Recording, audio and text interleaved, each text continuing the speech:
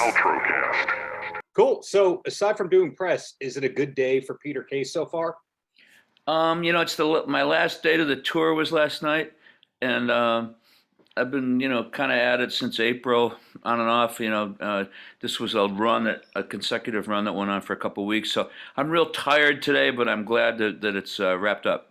I can imagine, but it has to be exciting to know there's a documentary about you because most people, when they start a documentary, they don't realize the long slog of a process it is. How not only do you wait forever to happen and all the footage and the music to clear, and then you have to do the press on the whole thing. How many years was it actually in the making, this documentary? We were talking about that last night. Me and Denise were talking, and I think it's been about 5 years. Got it. Now, Maybe 4.5 because it was late 2018, I think, when they started. when you started the documentary, you knew that she wanted to make the film. Did you give any input of don't shoot this, don't focus on this, or did you just go, I trust you, you'll make the best thing possible? Um, I pretty much let him do his thing, and then I had some comments at a certain point.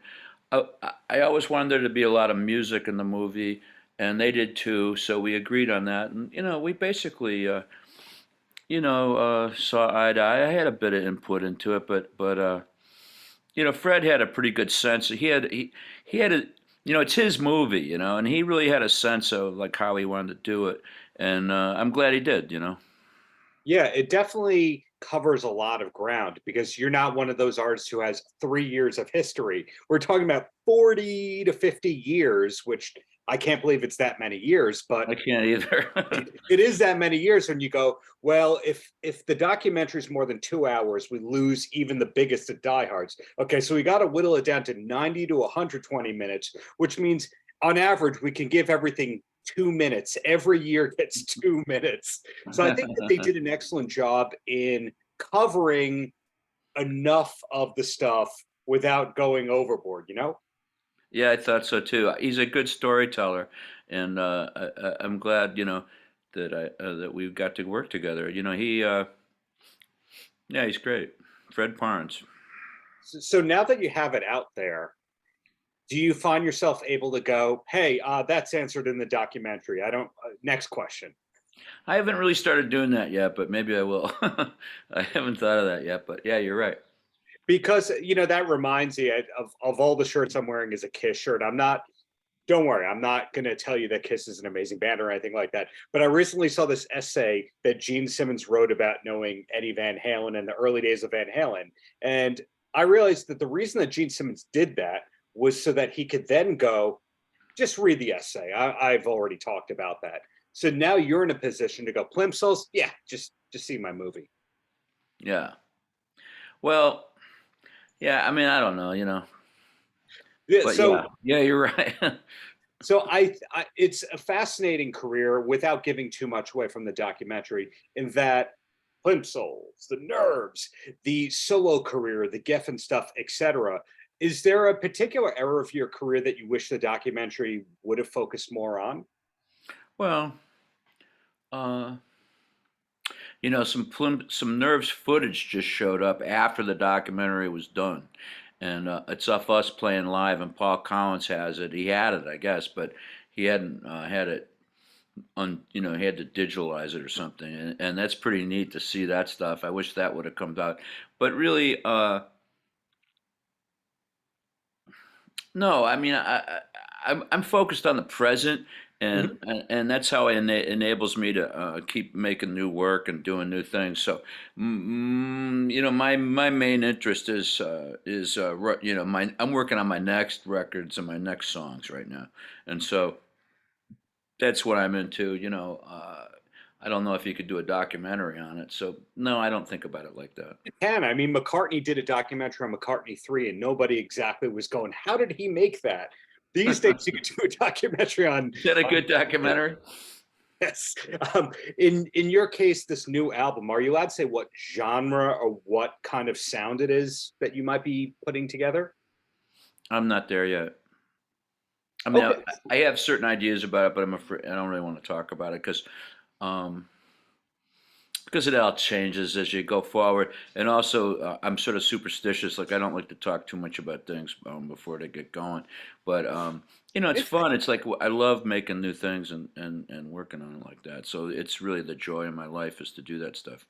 that's a fascinating thing to me because in knowing a lot of singer-songwriters, I know singer-songwriters have gone, this is going to be a full band record. And then they start tracking it. And then they realize, nah, this is a solo acoustic thing. They do the total 180. They realize I need to stop what I started.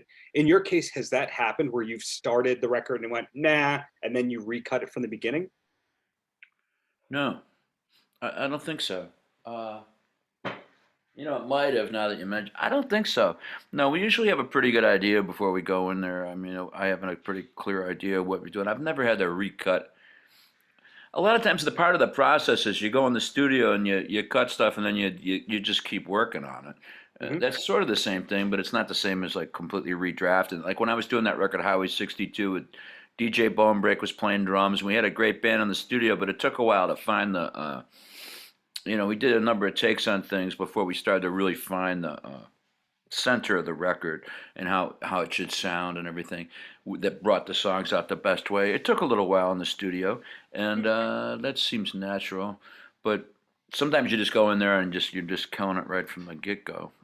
That's how it was on Dr. Moan. By the time I got to the studio on that, the first day of recording, we cut 3 songs like right on the very first day. That is a rarity to cut 3 songs in one day. Wow. Well, that's how it goes. We went in there. The very first thing we did was we turned on the tape recorder and we did Flying Crow. Mm-hmm. We just did one take of that, and that's it. And then we did one take of Girl in Love with a Shadow, and that's it. And then we did one take of. We finally arrived at one take on that one called Ancient Sunrise, and I'd never even played that before. It was created as I played it, and so I'd written it, but I hadn't figured out how to play it. And so the first time I actually played it all the way through is the take. So that's how things go sometimes. And then sometimes you go in and you record it and you come back and you go, oh my God. And this is like disappointing. And then you come back, but it wasn't like that with Dr. Moon. Well, a weird question. This can get a long answer. This could get a 2-second no answer.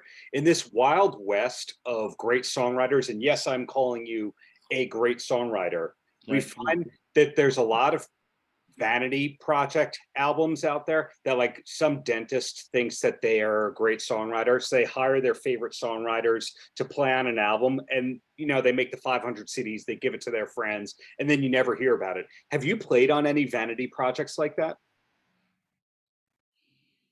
I don't know. I don't think so. Without naming names, like some of your contemporaries do that stuff all the time. You'll see albums that the drummer is Abe Laboriel Jr. on it, and 500 people heard it. Musicians, especially drummers and different, people that work as, studio musicians at different times, they work wherever they have to go work, and you need to work, and people pay you to play music, you go do it. People don't really hire me to be on those kind of projects, Maybe one day they will, but so I produce people, sometimes I produce some of the people that were in my songwriting workshop back when I used to do that, but I didn't really look at it as vanity projects. People are just trying to make art, just because something's not popular doesn't mean that it's, less, so, there's some great songwriters that, have written some fantastic songs that you just never hear of. Sure. And, it's very strange, and I'm happy to work with a number of them. Well said. Well said. I take back the vanity part of it. Retracting that from the record right there. Back to you here. What I've learned so far is that the tour wrapped yesterday. Yeah. There are plans for another record, so we are getting new music. You keep looking forward. This documentary's out now. Are we going to get a special edition that has extras or cutting room floor kind of stuff from the documentary? Yeah. I don't know. You'll have to talk to Fred. There's quite a bit more stuff. There's a whole album there of stuff that we recorded at Sunset Sound. So there's a possibility. It's kind of up to everybody, and Chris Seafried was the musical producer of of that music, and so it's up to them really if they want to move forward with it. I'd be fine with it if they wanted to move forward with that, because it was done at that great Sunset Sound studio. It's like one of the great studios in the world with the greatest echo in Yeah. the world and everything. So it's possible there's going to be more stuff. And as far as other interviews and other footage, I don't know what they have, and I imagine there's outtakes and different things that didn't quite make the film. Uh, it's up to Fred and those guys, but yeah, it would be cool if they did it. They probably will. So stay tuned and you'll see what else is to come. That's the message So I'm getting. yeah, but yeah, it's great to have this thing out. It's interesting. I never thought there was going to be a movie, and then it just kind of came out of the blue, and uh, it's pretty interesting. It seems like it is getting me. I remember when we first talking about doing it. I was thinking, well, this will get. I was talking to some friends and stuff, and I'm like, well, it'll get it across, get my music out to more people, and it seems like it's actually doing that. So it's pretty cool. Absolutely agreed. The long list of people who started a documentary and then didn't finish it about the singer-songwriter that they love is tremendous. So getting it out there is a big step, but having an actual great project and product you can be proud of, another step. So one more question, and then I'll let you roam free. And this might be a tough one. Your music has been covered by a lot of artists over years. Do you have a favorite cover or two of the songs that you've written or co-written? It is a tough question. I like Dave Alvin's cover of "On the Way Downtown" is really beautiful. Um, there was a number of covers on this record that was called "Case for Case" that came out. Uh, it was a three-record set with people doing covers. James McMurtry's did a great cover of "Old Part of Town." Todd Snyder did a really great cover of "Traveling Light," and so did Robert O'Keefe at another point. So there's been a lot of different covers over the years. Yeah. So there's ones I'm not mentioning right now. I'm trying to think. Well, There's a number. It's always great to hear people's versions of your songs. It's very interesting, and they do them differently. Um, so did it's you hard ever to hear pick the one. Face-to-Face cover of A Million Miles Away? The what? The band Face-to-Face, the Southern California punk band, they did a covers record called Standards and Practices, and they had a cover of A Million Miles Away on there. That's great. Oh wow, I'll have to hear that. There was another one recently of "A Million Miles Away" by a Southern California band. I'm just spacing on their name like that. They're like kind of a popular sort of like punk rock, heavy metalish kind of band, and it was a really good cover. But I can't. What are those guys called?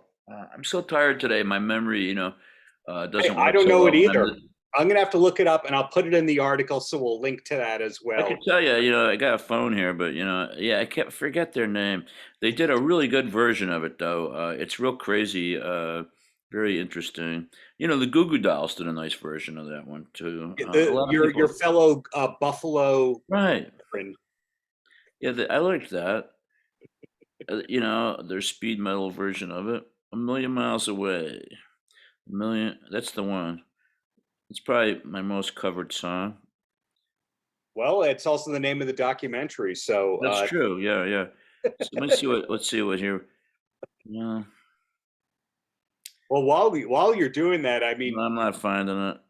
when people Uh, talk about Buffalo's music scene, I know that you moved out of there when you were 10 or 12 or something like that, but your name should come up more because hell of an influence on a lot of songwriters. That's my words, not your words. And let's face it, the Goo Goo Dolls covered you. So that's Buffalo on Buffalo action right there. yeah, I left Buffalo when I was 18. Oh, I 18. Yeah, I was left in the middle of a blizzard one night, and on a Greyhound heading west. I play there a lot. I'm in the Buffalo Music Hall of Fame. I've been there. That's in the back of a Hard Rock Cafe. Is it? Yes. I've never been to it, but I've got my statue right over here. My Buffalo Music Wow. Hall of Fame. They have a I thing. didn't know they had a Hard Rock Hall of Fame. Here's my Buffalo, my Buffalo Yeah, The Hall of Fame. It's like a bowling trophy. They gave it to my mom, and she was happy to get it. I don't blame her. Well, hey, Peter, thank you for the many years of great music. Right Looking there. forward to that next record and looking forward to the next gig in New York when you're back on the road. Right on, man. Thank you very much. See you later. Paltrocast.